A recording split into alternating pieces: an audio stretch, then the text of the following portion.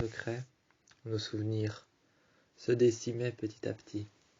Nous restions là tellement longtemps, nous sommes restés là tellement longtemps, que petit à petit, nos souvenirs, nos secrets commençaient à se décimer, disparaître.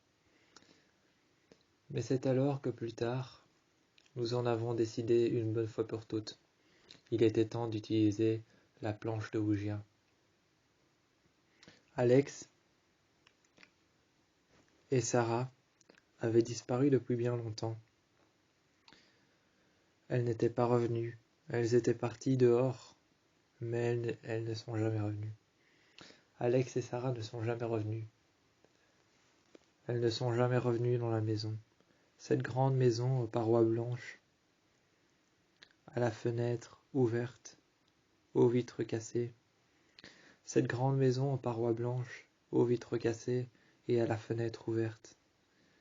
Dans les bois, entourés de saules pleureurs, de chênes et d'arbres de tout genre. Entourés d'arbres en tout genre, avec une allée simple vers l'extérieur, sur lequel il y avait nos quads.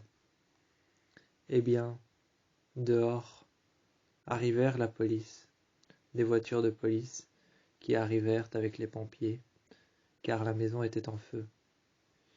Il ne restait plus que moi, et il ne restait plus que Mélo. Il ne restait plus que Mélo et moi face à cette chose. Nous avons décidé, une bonne fois pour toutes, après avoir vu tellement de choses, d'utiliser la planche de Ouija. Nous avions utilisé la planche de Ouija, et nous avons décidé, une bonne fois pour toutes, de parler à cette chose, cette femme. Que voulait-elle? Car nous sommes arrivés dans une église qui était derrière la maison.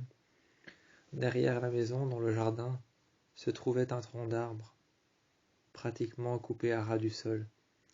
Ce tronc d'arbre duquel on pouvait voir les racines dépassées. Ce tronc d'arbre qui avait été coupé à ras du sol, dont on pouvait en voir les racines pratiquement dépassées. Nos secrets commençaient très lourdement à se décimer. Nous avons donc décidé de se mettre près de ce tronc d'arbre, à l'arrière du jardin. Entourés par les arbres en tout genre, nous étions à l'arrière du jardin. Nous entendions une voix nous appeler dans la chapelle à l'arrière. Nous sommes entrés dans cette chapelle, sur laquelle se trouvait un arbre sur le côté. Cette chapelle faite de briques blanches, sur lesquelles grimpait de la pourriture et du lierre. Il y avait du lierre, une plante morte, qui grimpait tout le long des parois de cette chapelle. À l'intérieur, une pierre tombale, sur laquelle était inscrit un nom. Nous l'avons regardé pendant un certain temps. Nous avons quitté la salle, et les portes se sont refermées derrière nous. Nous nous sommes demandé pourquoi les portes se sont refermées violemment derrière nous. Était-ce un courant d'air ou autre chose? Nous avons réouvert les portes, nous sommes rentrés à l'intérieur, et ce que nous avons vu nous a permis, d'une bonne fois pour toutes, sortir, se mettre dehors, créer un cercle et parler avec cette chose. Nous sommes rentrés dans la chapelle, et nous avons vu des bougies allumées, un autel sur lequel se trouvait une Bible sainte. Un autel sur lequel se trouvait une Bible sainte, de l'encens, ainsi qu'un cercle de protection fait de sel, un verre d'eau pour représenter la mort, un verre de vin pour représenter la vie, une carafe dans laquelle se trouvaient des hosties. Et nous avions vu un prêtre attaché à une corde, pendu juste au-dessus de son autel. Les bougies brûlaient, et pratiquement à quelques centimètres du sol, ce prêtre qui avait été pendu était littéralement et physiquement en train de brûler avec les bougies allumées. Le feu qui grimpèrent tout le long de ses jambes. Le feu grimpèrent tout le long de ses jambes Atteignant les bougies qui étaient sur l'autel, il brûlait juste au-dessus de son autel. Les bougies avaient fait brûler son corps, avaient fait fondre la chair jusqu'aux os. Les os étaient fondus jusqu'à la moelle. La chair, les nerfs, les veines, le sang avaient brûlé. Cet homme était en train de se décimer juste au-dessus de son autel. On pouvait voir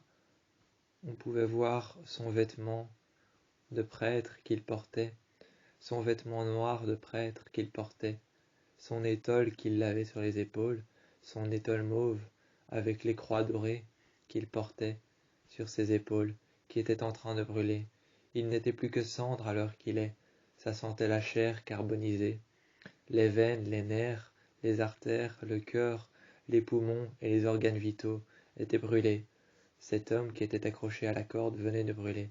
La corde était tombée, et devant nous, sur les bancs de l'autel, de la chapelle, sont apparus des cadavres dans leur linceul sont apparus, des linceuls blancs sur lesquels il y avait un symbole religieux. Les cadavres se sont doucement retournés vers nous. Des ombres sont apparues aux fenêtres de la chapelle. Nous nous sommes directement dirigés vers le jardin. Nous avons fait un cercle avec du sel que nous avons trouvé dans la cave de la maison. Ce sel qui était dans la cave de la maison que nous avions trouvé. Nous sommes rentrés, presque étouffés par la fumée du feu qu'il y avait tout autour de nous, presque étouffés par la fumée du feu. Nous nous sommes dirigés dans la cave, nous sommes rentrés, nous avons pris le sel, et les uns après les autres, nous avons sorti les barils de sel. Nous avons fait un cercle en blanc. Nous avons fait un cercle en blanc avec le sel. Ensuite, nous avons disposé des bougies rouges que nous avons allumées les unes après les autres. Nous avons disposé le sel tout autour de cet arbre qui avait été coupé. Cet arbre qui avait été coupé à ras, duquel on pouvait voir les racines ressortir du sol. On y a disposé les bougies tout autour, le sel en y faisant un arc de cercle. À l'intérieur, on a fait une étoile, et à chaque pointe de l'étoile, on y a disposé des bougies. Elles brûlaient intensément. Si la flamme ne bougeait pas, il n'y avait aucune présence. Si elle bougeait, l'identité qu'il y avait dans cette maison était présente. Nous avons donc disposé le pointeur sur la planche de Ouija. Nous nous sommes présentés aux esprits de la terre, en amis sincères, nous venons vous parler. C'est alors que nous avons répété 3 fois nous avons répété la phrase. Esprit de la terre, en amis sincères, nous venons vous parler. Nous avons posé quelques questions. Nous avons posé une question à l'identité. Les flammes commencèrent à bouger. L'identité était présente. C'est alors que nous avons posé une question. Alex avait demandé si c'était elle qui avait inventé le symbole qu'il y avait sur les linceuls. Le pointeur s'était dirigé sur oui. Ensuite, j'avais demandé, Mélo, moi, j'avais demandé si c'était elle qu'on avait vue dans la maison, qu'on avait entendu pleurer. Le pointeur s'était dirigé sur oui. Ensuite, moi j'avais demandé, moi, Vren, j'avais demandé si c'était à elle qu'appartenait la maison. Le pointeur s'était dirigé sur plusieurs lettres. Et c'est alors que le pointeur disposa plusieurs lettres et nous montra un message qui voulait expressément dire « Sortez de ma maison ». C'est alors que ce message qui avait été écrit par le pointeur, disposant des lettres et des chiffres, elle dit alors « Sortez de ma maison, partez ». Nous sommes sortis, mais nous avons franchi la porte. Nous avons ouvert les portes de la cathédrale, et nous nous sommes retrouvés à l'intérieur de la maison. Nos corps ont brûlé. La police est arrivée, mais les pompiers qui étaient avec, l'ambulance qui était sur le côté, en dessous du saule pleureur qui était calciné, qui était brûlé jusqu'à la cime, qui de la cime jusqu'aux racines, le saule pleureur qu'il y avait à côté du chêne, l'ambulance qui s'était mis à côté, la police qui essayait de forcer la porte, Nous étions sortis de la cathédrale, nous étions rentrés dans la maison. Nous étions sortis de la maison, et les portes de la maison, lorsque nous sommes sortis et que nous avons forcé la porte, se sont ouvertes dans le couloir intérieur de la maison. Nous nous sommes retrouvés piégés de cette maison d'une boucle. Nous nous sommes retrouvés piégés de cette maison, piégés d'une boucle qui n'en finissait pas. Nous avions beau se retrouver dans la cathédrale, avec la planche de Ougia en main, dans les mains de Mélo, le pointeur dans la mienne.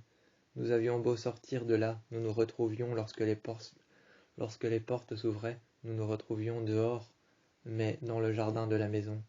Nous ouvrions les portes de la cathédrale, nous nous retrouvions dans la maison. Nous ouvrions les portes de la maison, nous nous retrouvions dans la cathédrale. Nous avions beau essayer de sortir par les fenêtres qui étaient fermées, les fenêtres que nous ne pouvions pas ouvrir. La seule porte d'entrée et de sortie que nous savions ouvrir, c'était celle-ci. Eh bien, chaque fois que nous passions cette porte, nous nous retrouvions une nouvelle fois dans le même endroit.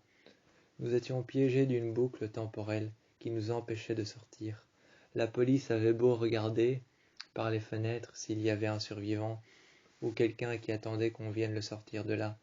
Nous étions en train de tourner en rond, de rejoindre la cathédrale, et ensuite d'ouvrir les portes, de voir un message inscrit avec du sang sur nos quads, sur lesquels il était écrit « Sortez de ma maison ». Eh bien, nous avions beau nous répéter. Impossible de trouver une sortie. Cette chose nous avait parlé avec nous pendant un bref instant. C'était son symbole, c'était son message, c'était sa maison. À minuit, nous avions vu la messe qu'elle avait organisée. C'était une messe de minuit, une messe sombre, comme elle les appelait. Comme elle les appelait, c'était une messe sombre qui avait été organisée. C'est alors que nous avons vu cette messe sombre s'organiser. Nous avons vu sur le gazon dehors. Nous avions vu sur le gazon dehors plusieurs sœurs d'un couvent arriver en survêtement noir. Leur visage était caché par l'obscurité. Elles portaient une croix. Les sœurs de ce couvent qui étaient en train d'arriver vers la maison pour organiser la messe sombre posèrent des bougies sur l'autel, le prêtre qui y était brûlé, la salle qui sentait la chair calcinée, son cœur qui s'était arrêté, les mouvements des pas de chaque sœur qui se dirigeait vers l'autel, qui posait une bougie éteinte, noire, sur l'autel, et qui ensuite faisait le signe de croix à l'envers, des ciments sur leur front, de l'eau qui n'avait pas été bénite, de l'eau simple représentant la mort. Ensuite, elles se sont dirigées, et elles se sont mises à côté d'un linceul dans la cathédrale. Se dirigeant vers la cathédrale, elles se sont mises à côté d'un linceul. Elles ont commencé à prier en latin. Et cette femme, avec le couteau, cette femme, avec de longs bras blancs, de la pourriture le long des bras et le long de son corps, son visage vide et noir, le couteau qu'elle tenait à la main, est arrivée au beau milieu de la salle. Sa longue robe blanche, les bijoux qu'elle portait, et sa main qu'elle passait encore dans ses bijoux et encore, fit un petit bruit qu'on pouvait entendre au loin, le bruit de perles qu'il y avait le long de son collier.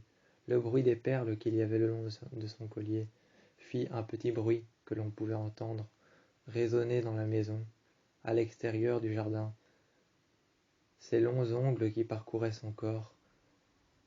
Elle était arrivée devant chaque nonne, chaque nonne du couvent, chaque nonne du couvent, habillée en noir, ouvrit alors la bouche, et elle laissa transparaître avec son couteau une petite goutte de sang sur son doigt. Elle disposa alors cette petite goutte de sang sur chacune des langues des bonnes sœurs, habillées en noir, qui sont arrivées le jour de la messe de minuit. Ainsi, nos corps ont été retrouvés, plus tard, disposés en croix dans la forêt, avec un message en dessous de chaque corps. Plus tard, nous y avons compris que cette chose avait tout bonnement déjà réussi à nous tuer lorsque nous sommes entrés. Pas le temps de respirer, pas le temps de dire un mot, même pas un instant pour respirer, pour dire un mot, pour trouver quelque chose de concluant, une preuve, un indice. Même pas le temps de respirer, même pas le temps de comprendre le premier battement de son cœur, ou ce qu'on ressent lorsqu'on est à l'intérieur. Elle nous avait déjà décimés, tel un secret. Elle nous avait mis sous terre. On avait rejoint les esprits.